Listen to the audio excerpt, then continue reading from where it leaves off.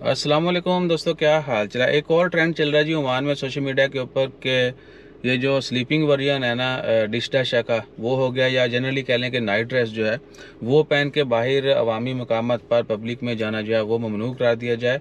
और हो सकता है जुर्माने या मज़ीद सज़ाएँ जो हैं वो भी अनाउंस की जाएँ।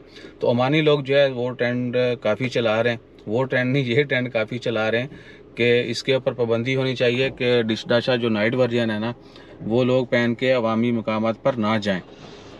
और बाकी इसके साथ साथ हमने भी बहुत सारी जगहों पे बहुत दफ़ा गुजारिशात की हैं और आप सब लोगों से भी रिक्वेस्ट करते रहते हैं कि कहीं पर भी किसी पब्लिक प्लेस पर जाएं, स्पेशली पार्कों में, बीचेस पर या दीगर जितनी भी हैं, तो वहाँ पर थोड़ा सा भैया जो अखलाकियात है ना वो इंतहाई अच्छे अंदाज में यानी आपने पेश आना है।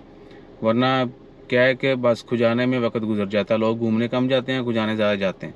तो वही घर बैठ के खुजा लिया करो, कहीं छुप के खुजा लिया करो। सही है।